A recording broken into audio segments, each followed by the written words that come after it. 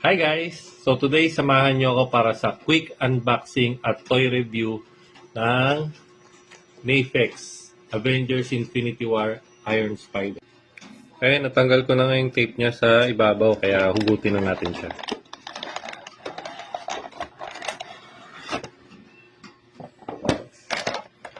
Bali, check muna pala nating articulation niya. Ayan, okay naman siya. Halos lahat nagagalaw naman. Ayan. Ulo niya, 360 degree. Ayan.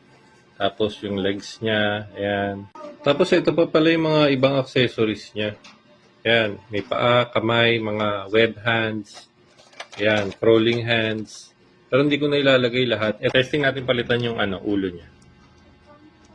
Ng mask head. Ito.